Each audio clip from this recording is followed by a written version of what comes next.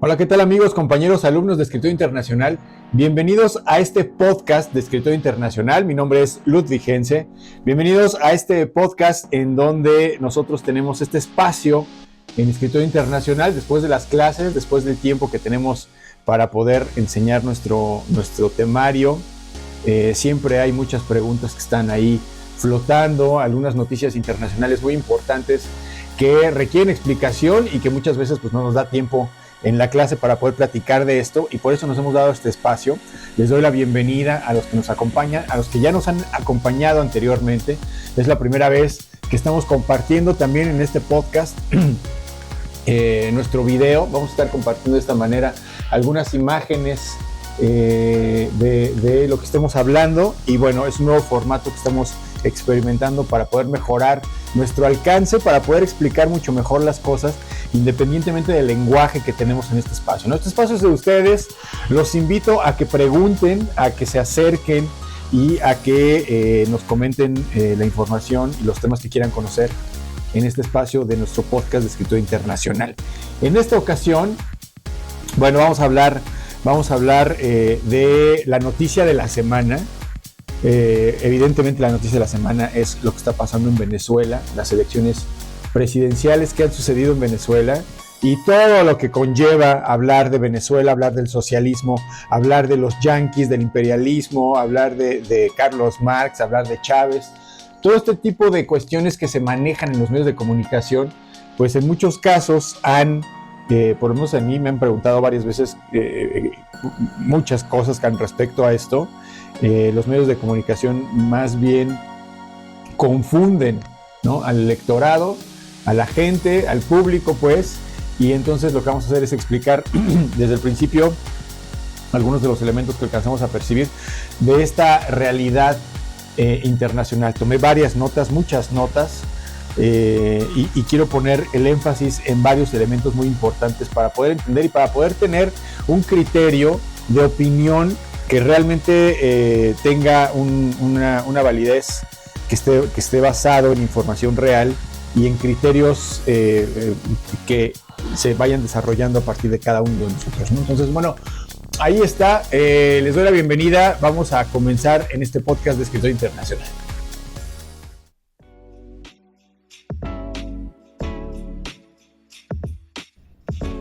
Bienvenidos al podcast de Escritor Internacional.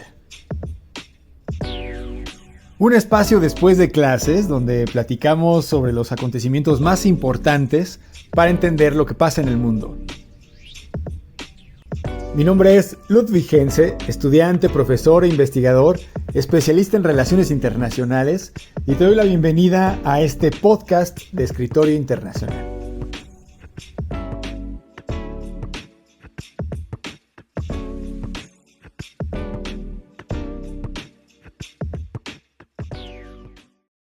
Bueno, vamos a hablar de Venezuela, vamos a hablar de lo que está pasando en Venezuela en este momento. Es la noticia de la semana, lo vemos en los medios de comunicación y es una especie de déjà vu, ¿no? Quien haya seguido las noticias internacionales a lo largo del tiempo, o quien recuerde simplemente las elecciones anteriores en Venezuela, recordará que sucedió más o menos lo mismo.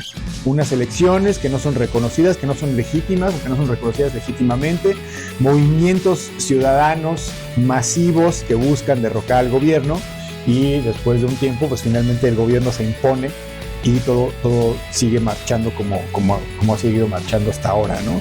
Y es un poco lo que se está viviendo en la realidad, en la actualidad, en el presente.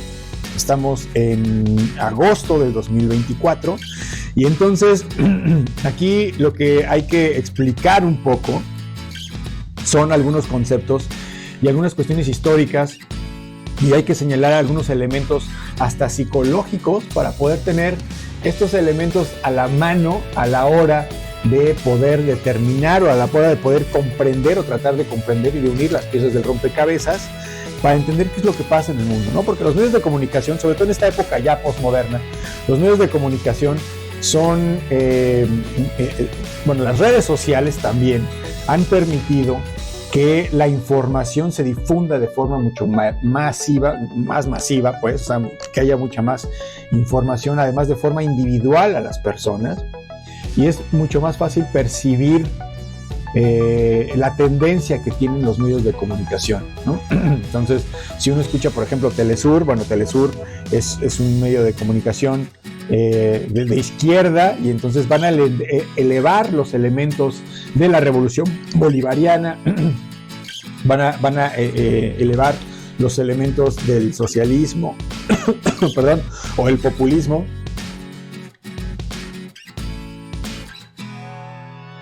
por encima de otros elementos, ¿no? O sea, su discurso es muy de izquierda. En cambio, si ustedes ven las noticias de CNN, pues van a hablar que de entrada le van a decir a Maduro, le van a decir que es un dictador, ¿no? Entonces, bueno, ya ahí empezamos un poco el debate, porque hay muchas cuestiones que unos defienden y otros no. Y ese es un poco el criterio que queremos levantar, ¿no? Que no se vayan ni de un lado ni del otro. Hay que analizar los puntos.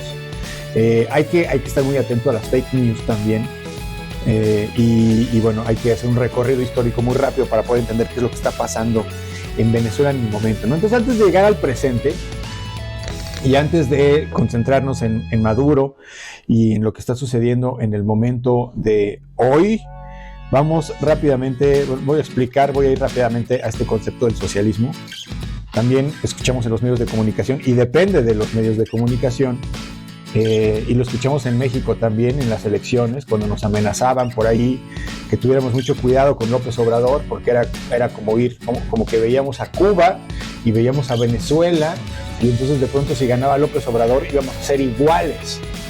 Y bueno, para empezar, esta información, más allá de ser verídica o falsa, es una información que desinforma, ¿no? Porque entonces tendemos a generalizar los tipos de gobiernos o las circunstancias políticas de un país y de otro, y compararlas como si fueran iguales, ¿no? Como cuando comparamos o solíamos compararnos los mexicanos con Noruega, ¿no? ¿Por qué Noruega son diferentes y aquí somos muy, muy corruptos, ¿no? Bueno, o por qué Noruega es un país de primer mundo, por poner un ejemplo, ¿no? De un país europeo de primer mundo, que obviamente cuando uno lo compara con un país latinoamericano, pues evidentemente hay muchas diferencias, ¿no? Y las diferencias no son nada más en los resultados que puedan tener, en los servicios que puedan tener las sociedades, sino en una gran cantidad de factores que no se toman en cuenta cuando se hacen este tipo de afirmaciones, ¿no? O sea, el número de la población, no es lo mismo el número de población de México que de Noruega, por ejemplo, o las circunstancias de los vecinos, ¿no? Nosotros aquí, como decía Porfirio Díaz, pobres mexicanos, tan cerca de Estados Unidos y tan lejos de Dios. Pues aquí esa característica de estar cerca de Estados Unidos, bueno, ha definido nuestra identidad inclusive, ¿no? A lo largo de la historia. Entonces hay muchos elementos que varían entre un lugar y en otro, una región y otra, una población, una cultura, una educación y otra, y entonces hacer comparaciones solamente por hacer comparaciones, pues obviamente son incorrectas, ¿no? Entonces, bueno, por eso queríamos aclarar este punto del socialismo, ¿no? Y vamos para atrás, para empezar el socialismo. ¿Qué es el socialismo? Bueno, el socialismo, como sabrán, tampoco va a ser una clase de socialismo. Solamente quiero explicar que el socialismo es un sistema político, es un sistema económico, es un sistema filosófico de cómo las sociedades se deben de comportar. Es un pensamiento que originalmente lo inventó un señor que se llamó Carlos Marx y otro señor que se llamó Federico Engels, que bueno, lo inventaron, pero porque fueron recopilando información de autores anteriores, ¿no? Ideas como por ejemplo del anarquismo, que buscaban una forma diferente de organización. ¿A qué se debe? En 1848, hasta la mitad del siglo XIX,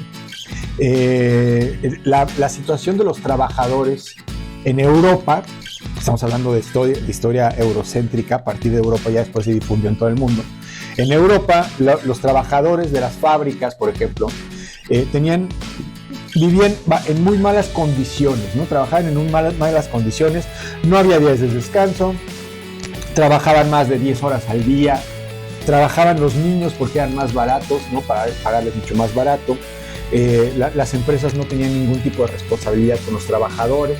Entonces las condiciones eran muy, muy malas para estos personajes.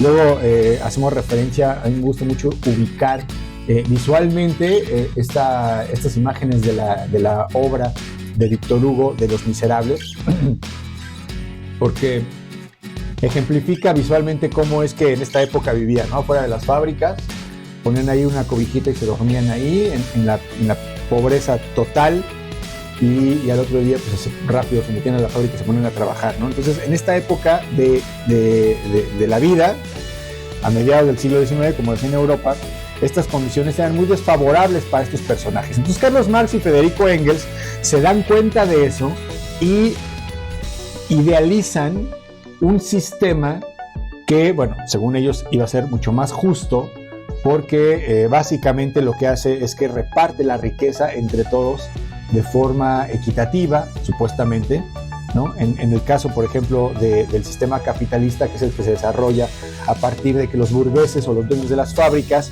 pues imponen las condiciones de trabajo, imponen los salarios, etcétera, de forma libre, ¿no? No hay nadie que regule a estos personajes que les pueda decir, oye, estás abusando del trabajador, ¿no? Pues ¿cómo puede trabajar 12 horas diarias y de lunes a domingo, ¿no? Entonces, nadie lo regulaba y por eso tenían grandes ganancias a costa de los trabajadores, ¿no?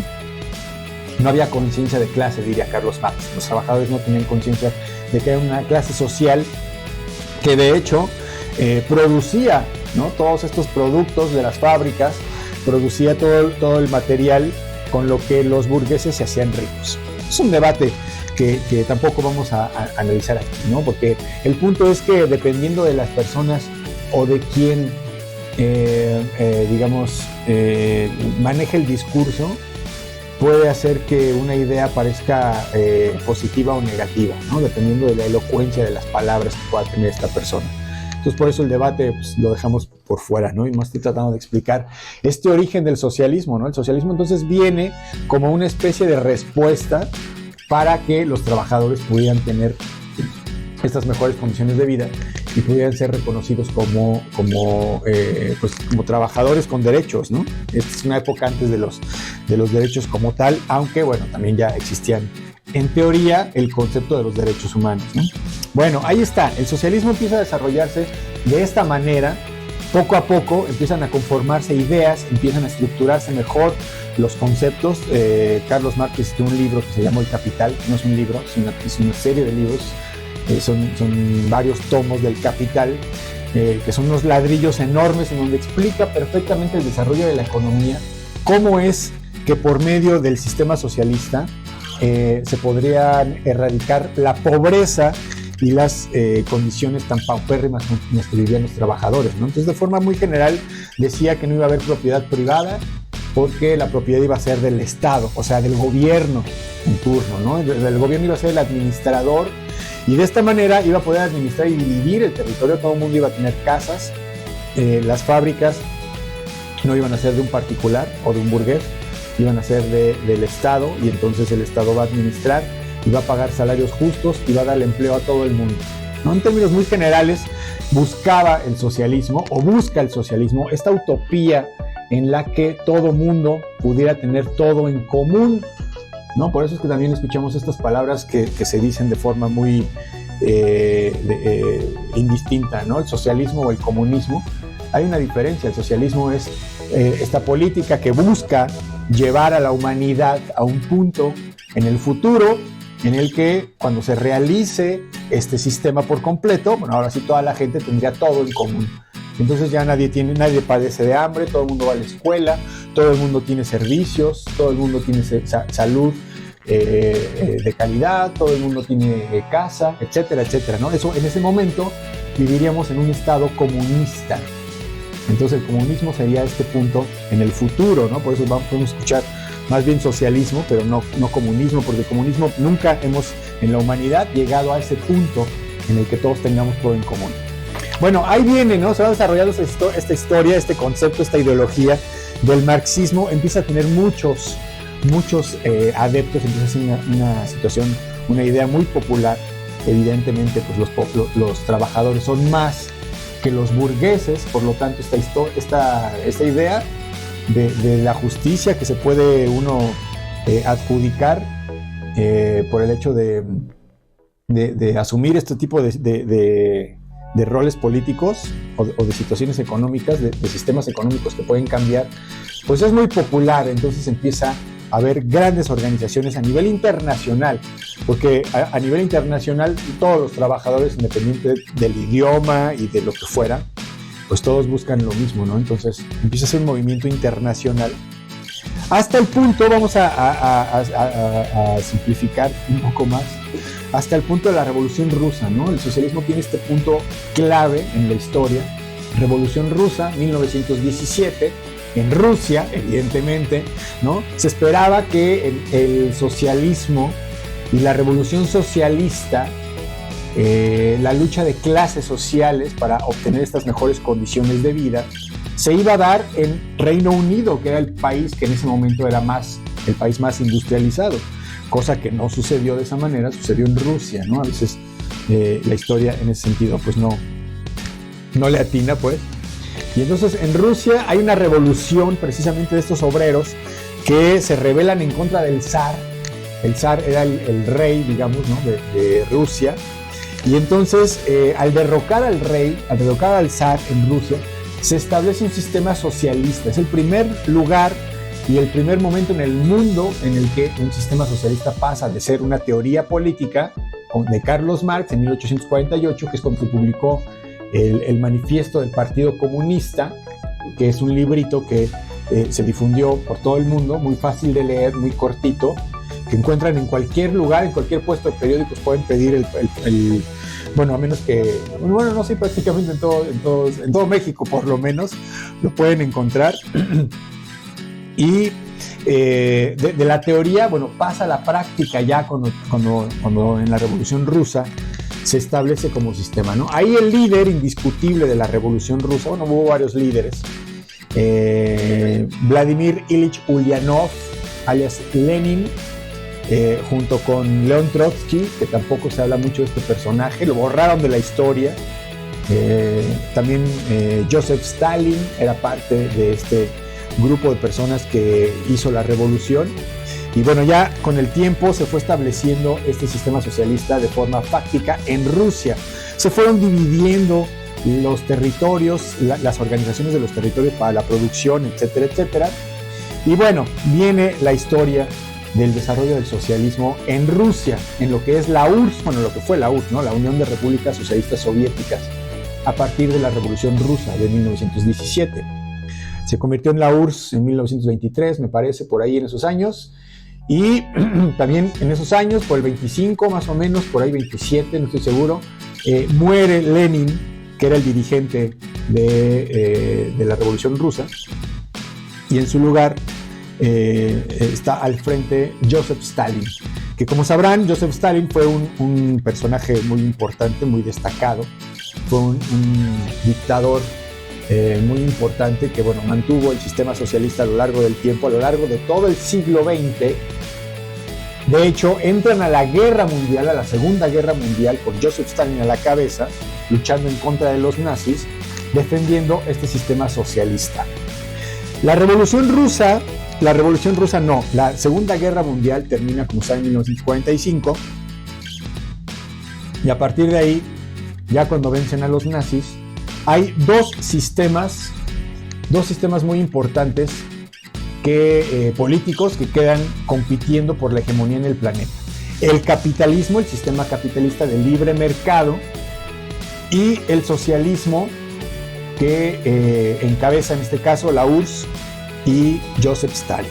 A partir de la Segunda Guerra Mundial, la Guerra Fría se mantiene en el mundo y estas dos superpotencias, Estados Unidos y la URSS, buscan adeptos que vayan adoptando sus sistemas económicos y sus sistemas políticos o socialistas o capitalistas para tener una influencia en el mundo, ¿no? Aquí podríamos hablar un poco de la Realpolitik, que es en teoría de las relaciones internacionales, el hecho de que vivimos prácticamente en la selva, ¿no? O sea, estamos viviendo bajo el régimen del más fuerte. Sí somos muy civilizados, sí tenemos lenguaje, sí nos podemos poner de acuerdo y firmar contratos, pero al final de cuentas, el poder que realmente funciona es el poder efectivo, que es el poder militar, es el poder coercitivo. Entonces, pues eso es lo que ha primado en la humanidad, a final de cuentas, a lo largo de la historia, independientemente del grado de educación y de evolución o de civilidad que podríamos tener. Si alguien tiene la forma de imponerse a otra persona o a otra civilización o a otra sociedad, pues lo va a hacer, ¿no? Sobre todo por los recursos, sobre todo por los países buscan la seguridad, ¿no? El tener asegurado su existencia. Y muchas veces, pues, los recursos naturales que aseguran la existencia están en manos de otras personas y se tienen que crear discursos para justificar el hecho de quitarle los recursos a esas personas para traerlos a nuestros para beneficiar a la propia sociedad, ¿no? Entonces, bueno, esto también es una característica muy humana, ¿no? De cómo vamos a ir desarrollando las historias para decir que esto nos pertenece.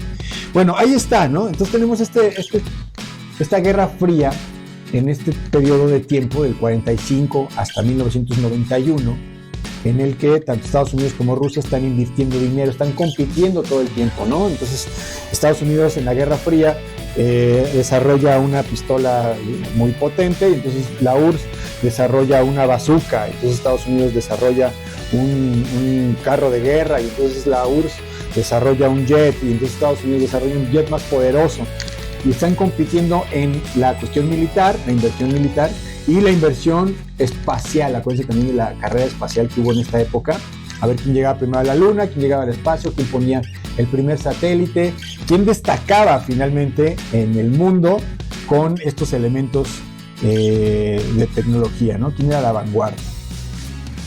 Bueno, hasta 1991 la URSS ya no puede seguir con el paso de la inversión que se hace constantemente, está en bancarrota, la población se está muriendo de hambre, y la URSS pues decide finalmente perder la Guerra Fría. No era una guerra, un enfrentamiento directo, como saben, pero a partir de 1991, acuérdense que en el 89 cayó el muro de Berlín, y cuando cae el muro de Berlín, pues ya vaticina que se cae todo este sistema, y entonces a la caída del sistema socialista en la URSS, bueno, ¿qué es lo que pasa? La URSS, como habíamos dicho, era un sistema socialista y había abarcado un territorio más amplio en la periferia de su centro de la URSS, que eran las repúblicas socialistas soviéticas. Entonces estaba la República de Afganistán, la República de Turkmenistán, la República de Kazajstán, Ucrania también, porque era la República de Ucrania. Y entonces todos estos países estaban a la periferia de Rusia, de alguna manera alejando a Rusia de Occidente, y también había, entiéndase, Europa, ¿no? Y también había otros países que a lo largo del tiempo la URSS había apoyado, incluso dentro de Europa, como en el caso de Hungría, como en el caso de Yugoslavia, para que fueran socialistas. Entonces los ayudaba, los apoyaba para que fueran también socialistas. Caso de Cuba, por ejemplo, ¿no? La URSS apoyó a la revolución cubana, en su momento a Fidel Castro, para que pudiera ganar la revolución, establecerse y tener un sistema de gobierno socialista y poder tener un aliado confiable en América Latina, la URSS. Entonces la URSS apoya a muchos países, ahí en el caso de Cuba es el más visible, ¿no? El caso más ¿cómo decirlo?, más característico, ¿no? El caso de Cuba, del socialismo cubano. Y así en otros países, como en el caso de Nicaragua, como en el caso pues de Venezuela, por ejemplo, que Venezuela un poco después, hasta que Chávez va a llegar al poder, un poquito más adelante. Entonces, en todo el mundo la URSS, que ya cayó, tiene aliados que son socialistas. Son aliados, son socios, son amigos, ¿no? En el caso, por ejemplo, que decíamos, ¿no? de Cuba con Fidel, en el caso de Bolivia, en el caso de Irán, en algunos casos, algunos países son aliados, sobre todo por un discurso anti-yanqui. Acuérdense también que al momento en el que se establece que Estados Unidos es la potencia hegemónica mundial, a partir precisamente de la caída del régimen socialista, A partir de ahí Estados Unidos difunde su cultura y difunde su economía y difunde su sistema político y difunde el capitalismo y el libre mercado por todo el mundo de forma muy agresiva.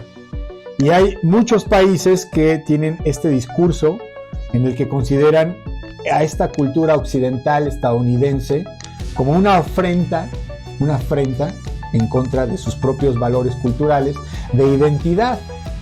Como en el caso, por ejemplo, de Irán, del Irán actual, del Irán de la Revolución Islámica, que tiene valores mucho más tradicionales, y entonces los musulmanes islámicos, bueno, los sheikhs en el Medio Oriente, las autoridades, pues, ven a la cultura occidental como una cultura libertina, que va en contra de los valores tradicionales del Islam, de la familia, de la conservación de la sociedad y de la forma en la que han vivido hasta ese momento, ¿no? Entonces, el ver que hay elementos como las minifaldas o el consumismo en Occidente son cuestiones que directamente afrentan a la cultura y a la ideología y al pensamiento y al paradigma, por ejemplo, en este caso, de los musulmanes islámicos en Irán, que son, en el caso de Irán particularmente, son gobernantes o son filósofos o sacerdotes ortodoxos, ¿no? O sea, en el sentido de que son muy tradicionalistas, ¿no? Son conservadores. Entonces, son enemigos de Estados Unidos, ¿no? Específicamente también en Irán, incluso lo reconocen Estados Unidos, y a Reino Unido y a todos los países de Europa, bueno, sobre todo a Estados Unidos como Satán, como el archienemigo, ¿no? Entonces, muchos de estos países no tienen muchas cosas en común con, por ejemplo, en este caso Venezuela, pero lo que sí tienen en común es su enemigo, que es Estados Unidos. Este discurso anti-yanqui, acuérdense también que Estados Unidos, bueno, estábamos viendo lo de la Segunda Guerra Mundial, pero acuérdense que Estados Unidos a principios del siglo XX, perdón, o sea, en 1900, Estados Unidos tiene una política que fue a partir de la doctrina Monroe, que implica que América iba a ser el territorio de influencia de la potencia de Estados Unidos. Estados Unidos estaba marcando su área, su zona de influencia a todo el mundo, entiéndase Europa, entiéndase Rusia, precisamente. Y entonces la zona de influencia de Estados Unidos a partir del siglo XX, en 1900, es toda América. México, desde México hasta Argentina, pues, ¿no? Toda América. Entonces, a lo largo de toda la historia del siglo, ha apoyado precisamente a grupos que buscan el poder político en todos estos países, que tengan la ideología de libre mercado capitalista occidental, occidental, ¿no? O sea, toda esta perspectiva del American Way of Life, toda esta perspectiva del capitalismo de libre mercado, es la forma que Estados Unidos promueve para todos estos lugares del mundo, ¿no? En este continente. Y la URSS va a participar también, como decíamos, ¿no? Apoyando a algunos grupos que estén a favor del socialismo. Entonces, Estados Unidos, a lo largo de todo el siglo, ha apoyado por parte de la CIA, en muchos casos por parte de su policía secreta, ha intervenido en los países para manipular que los resultados de algunas elecciones presidenciales sean a favor de candidatos que estén a favor de este sistema capitalista y que al mismo tiempo le permitan al gobierno estadounidense o a las empresas estadounidenses explotar los recursos naturales por medio de las empresas estadounidenses. Se me ocurre ahorita, por ejemplo, el caso de Chile, ¿no? En cuanto al golpe de Estado que se le hizo que hizo Pinochet. Salvador Allende era un candidato socialista, abiertamente socialista, en la época de la época más dura, ¿no? Más específica de la Guerra Fría, cuando la propaganda estadounidense decía que los socialistas eran el diablo, que se comían a los niños, que eran satánicos. Y entonces este candidato, Salvador Allende, pretende establecer un gobierno abiertamente socialista en Chile, y esto no lo puede permitir Estados Unidos, entiéndase Henry Kissinger.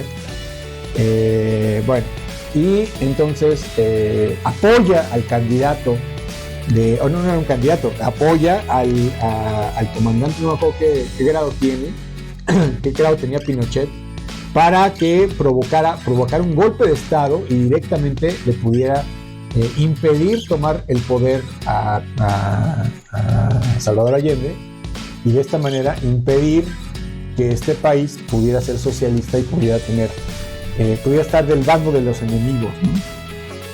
A ese nivel de intervención Estados Unidos ha actuado a lo largo de todo el siglo.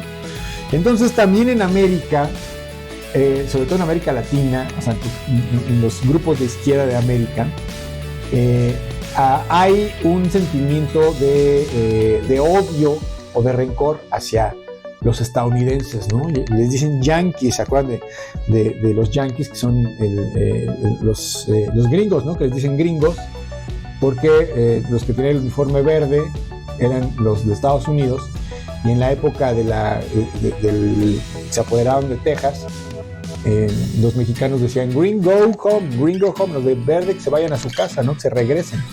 Entonces es una forma despectiva de llamar a los estadounidenses porque se han apoderado por la mala del control de este continente, ¿no?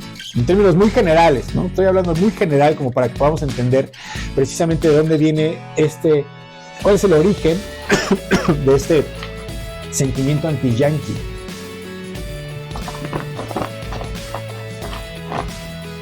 Antigringo.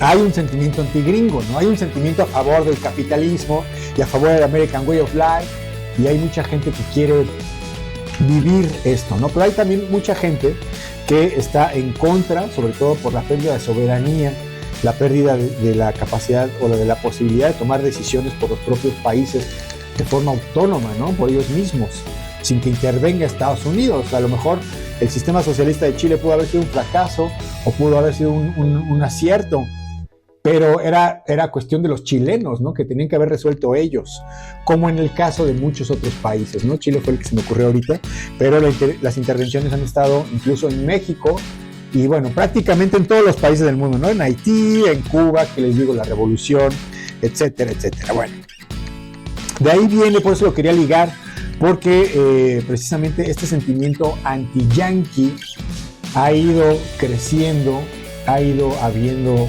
este sentimiento poco a poco. El pensamiento latinoamericano, incluso en la universidad, se fue definiendo desde principios de este siglo, del año 2000, el siglo XXI, estos estudios latinoamericanos que rescatan la perspectiva de América Latina con respecto al mundo, ¿no? Como lo decía ahorita, pues esta historia es prácticamente eurocéntrica. Comencé hablando acerca de Carlos Marx y de la forma en la que se fue difundiendo el socialismo y el pensamiento en Europa, y ya después pues para el resto del mundo.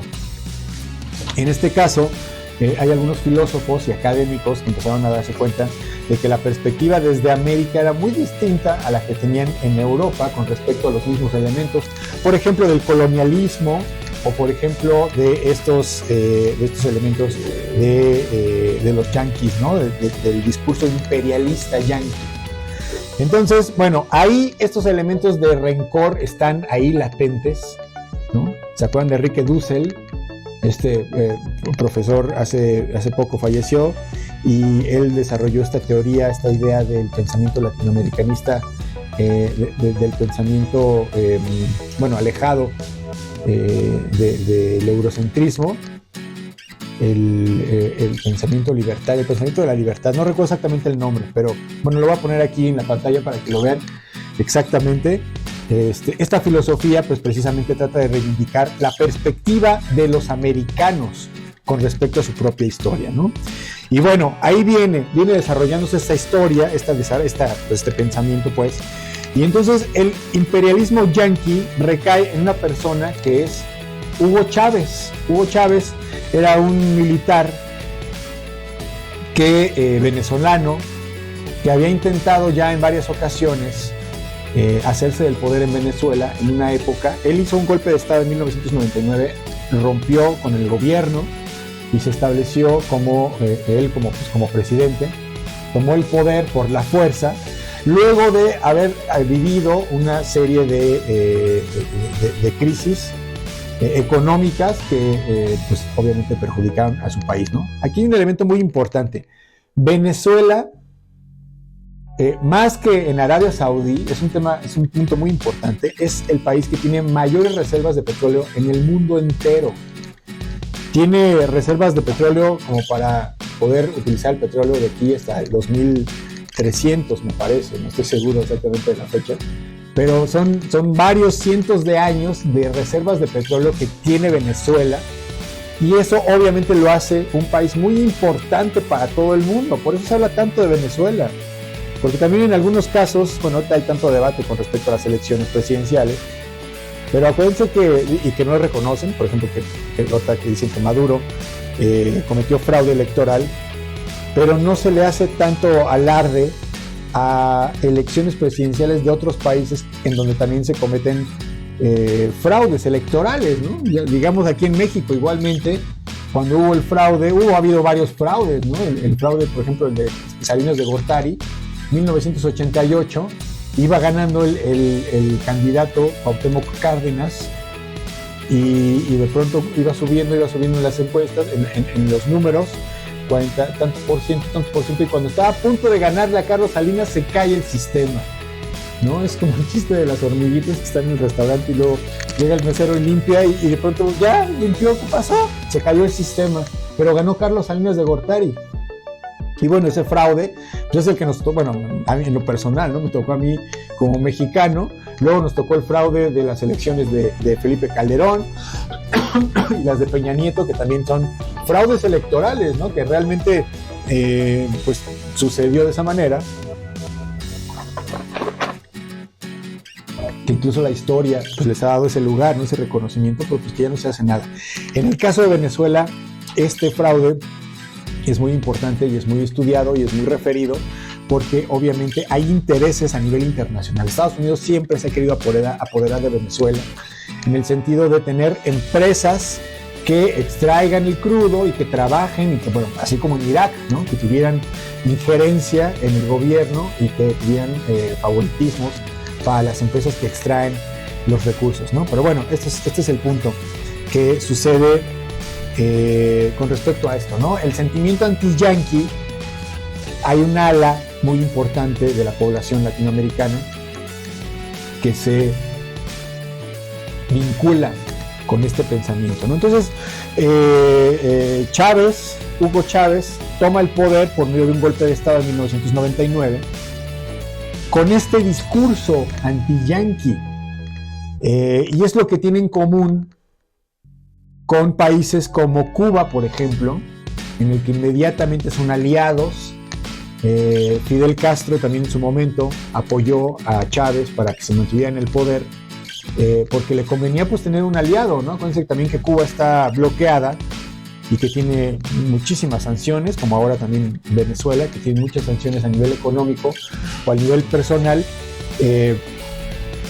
por parte de Estados Unidos, para evitar que se desarrollen o que crezcan, o por considerarlos simplemente gobiernos que están fuera de la órbita de su control, ¿no? O digamos que son socialistas en este caso, y por lo tanto, pues como castigo Estados Unidos los limita en sus capacidades, ¿no? Entonces, Hugo Chávez se mantuvo en el poder durante mucho tiempo, desde 1999 hasta su muerte, que no tiene mucho tiempo tampoco, y se mantuvo ahí con un fuerte discurso populista anti-yanqui. Y en principio, bueno, aquí también es una de las reflexiones que yo quería hacer, que quiero recordar, que quiero resaltar, ¿no? Esta situación que sucede en cualquier lugar del mundo tiene cuestiones que son verdaderas y cosas que no. O sea, la gente tergiversa la información para justificar su propio discurso. Tanto los capitalistas como los socialistas. O sea, aquí la respuesta no está en el sistema político, ¿no? Decir el socialismo es mejor, el capitalismo es mejor. Ya hemos mencionado que dependiendo del país en el que se apliquen estas políticas, las características de los países pueden tener mayor o menor posibilidad de aceptar este sistema político, depende de cómo estén viviendo, de sus condiciones. Ya ponía el ejemplo en algún momento de cuando uno es adolescente y a lo mejor en la etapa de rebeldía de adolescencia, uno lo que necesita es una escuela militar o necesita disciplina, ¿no? Por ejemplo. Entonces, a lo mejor uno cuando es adolescente, pues necesita esa mano dura, necesita estudiar una temporada, estudiar la preparatoria en la adolescencia, o sea, bueno, evidentemente es en la adolescencia, pero estudiarla en una escuela militar que les pueda ayudar a tener valores, a tener disciplina, a tener carácter. Y en otro momento de la vida puede necesitar refuerzo de amor, y en lugar de referirse a, o sea, de necesitar la mano dura, puede necesitar una mano apapachadora, y entonces cambia totalmente lo que uno requiere en las diferentes etapas de la vida. Y así los países, ¿no? En algún momento, por ejemplo, también hemos puesto el ejemplo de Nayib Bukele, que implementó un sistema muy duro en El Salvador para poder capturar a los maras salvatruchas, porque ya habían hecho, ya tenían al país bajo su control, ¿no? Ya tenían, pues ahí había muchísima violencia y etcétera, y puso un toque de queda en El Salvador, y esto ha hecho que se reduzca abismalmente, o sea, de forma muy grande, los asesinatos en El Salvador. Obviamente no se va a mantener toda la vida en el estado de excepción, pero en el momento en el que se aplica mano dura y bajan los índices de asesinatos, bueno, la población agradece, ¿no? Llegará un momento en el que se puedan volver a aflojar las medidas de seguridad, y entonces, pero ya la gente habrá aprendido algo.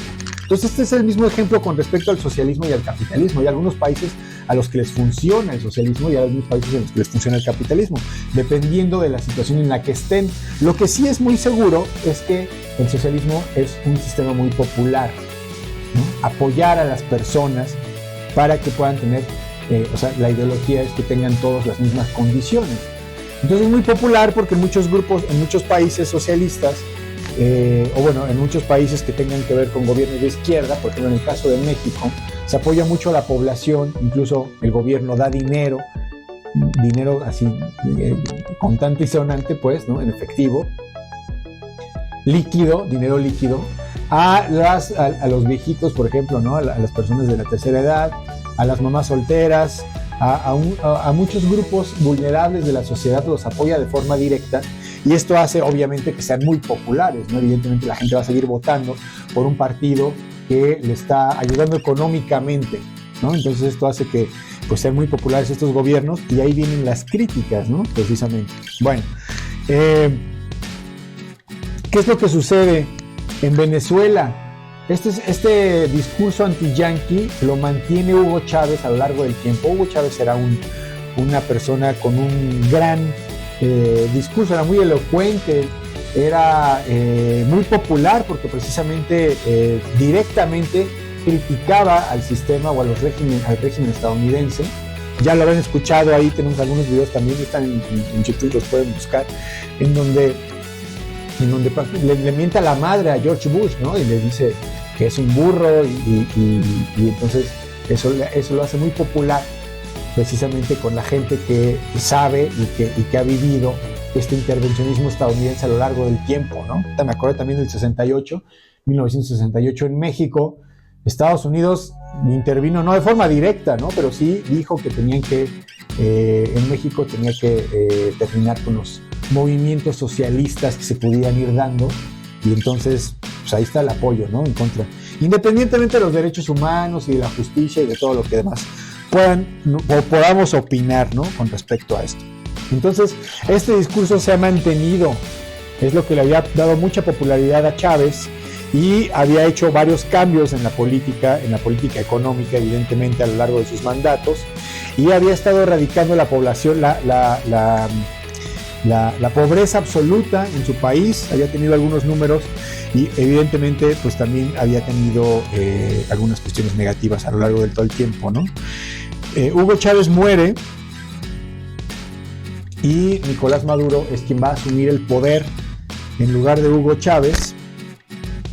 Y bueno, a partir de ahí, pues se ha aferrado al poder.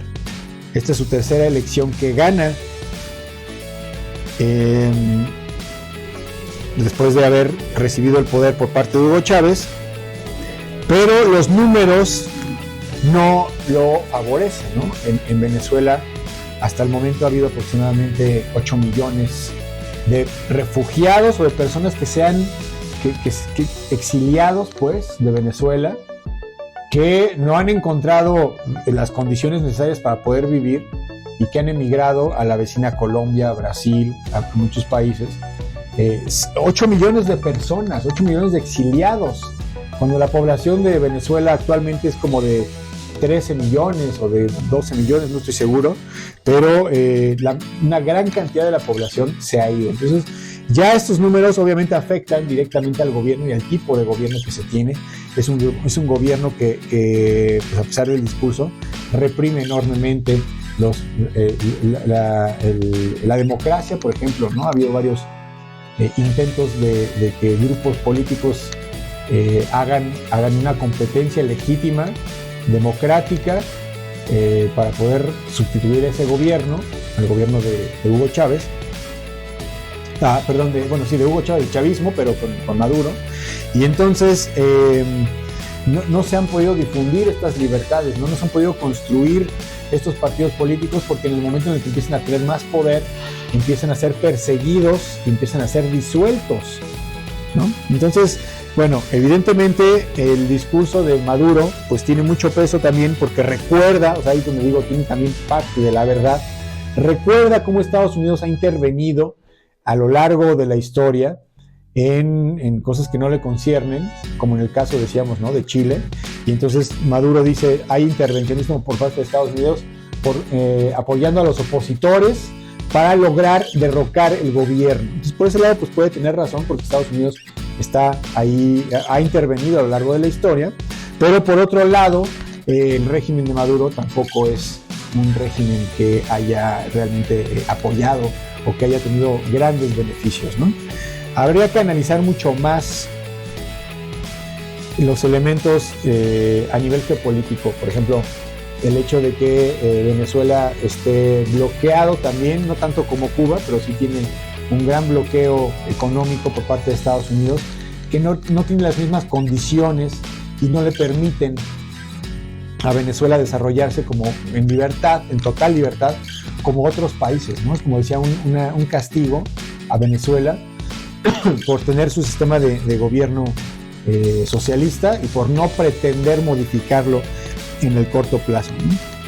Entonces, bueno, este gobierno de Venezuela, socialista, de izquierda, también ha marcado algunos bloques, o ha ayudado a marcar algunos bloques políticos en América Latina, que dividen finalmente América Latina en esta guerra 2.0, guerra fría 2.0. Por un lado, Estados Unidos y el capitalismo y el libre mercado, y ahí metemos, por ejemplo, a países y a gobiernos como el de Milei en Argentina, en el presente, como el de Chile, por ejemplo, también, el de Ecuador en la actualidad, que son más bien dados a seguir estas líneas del capitalismo, del discurso de Estados Unidos. Y por otro lado, los países abiertamente de izquierda o socialistas, como en el caso de Cuba, en el caso de Venezuela, en el caso de, por ejemplo, de Brasil. Bueno, Brasil es un poco más neutral, pero digamos que también es parte del bloque de izquierda. Lula da Silva es un gobernante de izquierda. Nicaragua, que también ha sido un país socialista desde la Revolución Nicaragüense, y Daniel Ortega se ha perpetuado en el poder desde entonces. Eso también ya es otro tema. De pronto se mantiene en el poder después de haber sido un revolucionario que precisamente luchaba en contra de las dictaduras, se vuelve un dictador en el momento de estar ahí, ¿no? Como un poco lo que pasó con la familia Castro en Cuba, y como, bueno, vemos que está sucediendo con Maduro en Venezuela. Este discurso es el que quiero resaltar un poco, ¿no? Porque ha dividido a América Latina y las opiniones, y prácticamente en todo el mundo, las opiniones políticas, en estas dos tendencias, de izquierda o derecha. ¿Son de izquierda o son de derecha? Y a partir de ahí armamos toda una estructura y una justificación de lo que debería de ser mejor en la vida o de lo que es bueno. Y como dije hace un momento, pues no podemos ser tampoco tan absolutos y decir esto es totalmente bueno, el socialismo es totalmente bueno y el capitalismo es totalmente malo, ¿no? Hay diferentes etapas en las que pues nos damos cuenta cómo el capitalismo a lo mejor en un principio podía haber parecido que funcionaba, y en la actualidad, en la posmodernidad, vemos las consecuencias de esta hiperlibertad de consumo en la que nos está incluso consumiendo nuestra propia identidad a nivel personal, sustituyéndola por una personalidad ficticia, ¿no? o plástica, porque tiene que ver con lo que consumimos, nos identificamos con lo que consumimos, y eso es lo que estructura nuestra identidad a lo largo de muchos años de la vida formativa, y entonces nos volvemos consumidores. Otra consecuencia, por ejemplo, del capitalismo puede ser la contaminación, la gran cantidad de basura que se ha generado. Entonces, en un principio puede haber sido muy bueno y en un final estamos viendo las consecuencias. Y pues no hay sistemas absolutos felices, ¿no? También el socialismo en un momento pudo haber resultado una buena opción para que poder nivelar los estados de diferentes personas de un país que pudieran tener las mismas condiciones, pero con el paso del tiempo, al recibir una cuota mínima, la gente pues puede dejar de tener tanta motivación para poder trabajar. Si va a ganar lo mismo un barrendero que un ingeniero, o como decíamos, ¿no?, en el caso de Cuba o de Nicaragua, que los gobernadores socialistas se mantengan en el poder y se desarrolle una corrupción que tampoco estaba contemplada con la teoría original del socialismo, ¿no? Entonces, bueno, ahí están estos conceptos de los discursos. Todo el mundo va a querer tener la razón. El discurso del capitalismo va a hablar de las libertades y las bondades de la libertad, y el socialismo va a hablar de las libertades y las bondades del socialismo. Aquí lo importante sería, pues, si vamos a vivir realmente o vamos a apoyar un movimiento u otro, habría que vivir realmente en el sistema en el que estábamos apoyando para saber si es bueno o malo. No es lo mismo decir viva el socialismo desde México a decir viva el socialismo desde Cuba, ¿no? Evidentemente.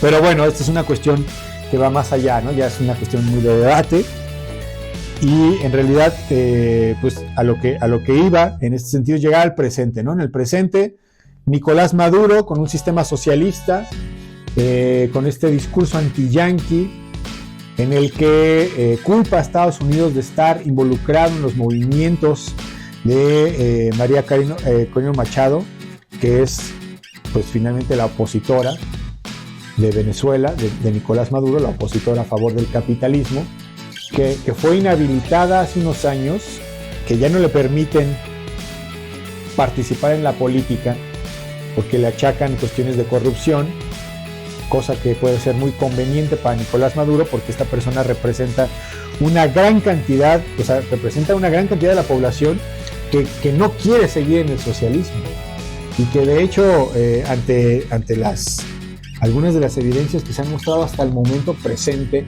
con respecto a la presentación de las actas que determinan si hubo fraude o no, lo que parece es que realmente la oposición ganó las elecciones en Venezuela, y el poder se aferra y no permite, obviamente, que haya esta transición de gobierno. Entonces, esta persona, María Corina Machado, fue inhabilitada desde octubre del 2023. Y bueno, estos opositores del gobierno casualmente han sido también eliminados, ¿no?, de diferentes maneras por parte del gobierno.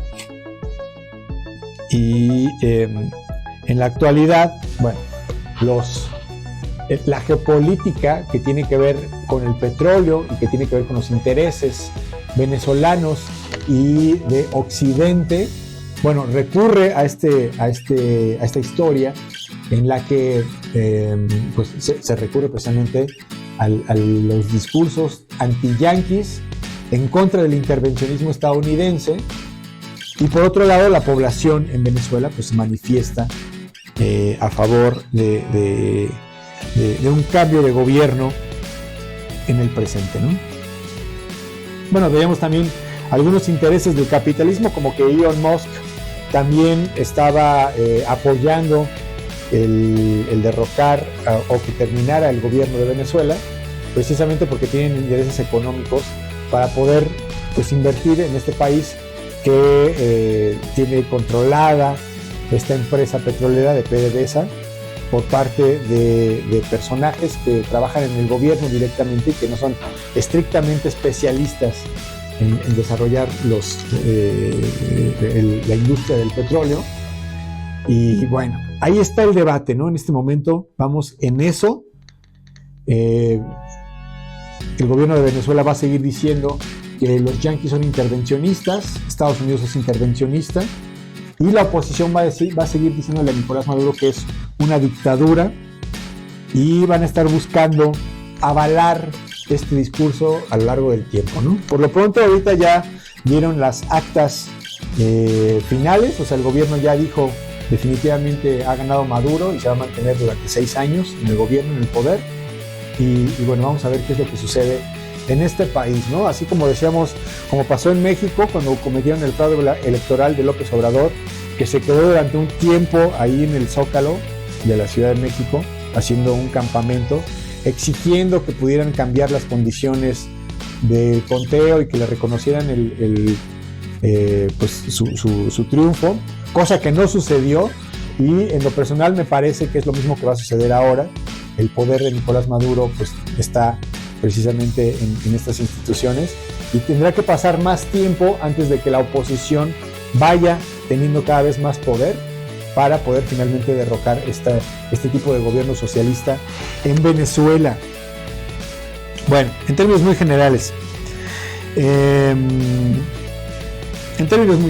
¿no? Vamos a estar hablando acerca de esto, vamos a seguirle dando seguimiento y vamos a estar actualizando algunos datos para poder dejar un poco más claro este momento de la historia y qué es lo que determina precisamente estas noticias que vemos en la actualidad, ¿no? Hay muchos elementos que intervienen a nivel geopolítico, a nivel internacional. La aparición de China, por ejemplo, de Rusia, la guerra de Rusia y Ucrania, las elecciones en Estados Unidos, cómo modifican o cómo afectan este tipo de decisiones, este tipo de situaciones en América Latina. Todo influye y vamos a ir poco a poco explicando para poder ir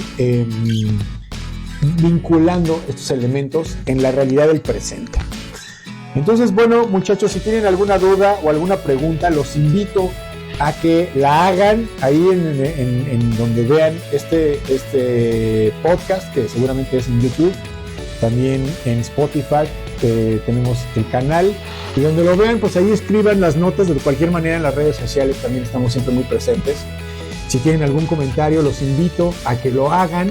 Es un tema muy polémico, va a haber quienes estén a favor del capitalismo, quienes estén a favor del socialismo. Hay quienes van a ser más extremos y van a decir viva Chávez, y hay quienes van a decir viva Bush o viva Trump, pero estamos abiertos nosotros a poder ampliar precisamente nuestro conocimiento para poder entender mejor, ¿no? Es lo que buscamos, entender mejor qué es lo que está pasando antes de poder tener una posición política al respecto de lo que está pasando. Entonces los invito a que nos escriban, a que nos pregunten y a que estén por acá la próxima vez que tengamos nuestro podcast. Los invito a que nos sigan en las redes sociales, en los canales de Escritor Internacional, para que podamos estar en contacto y entender qué es lo que pasa en el mundo. Mi nombre es Luis Vigense, muchas gracias muchachos, nos veremos en el futuro, no me despido, les agradezco y estaremos aquí en el futuro. Gracias, adiós muchachos, nos veremos en el futuro.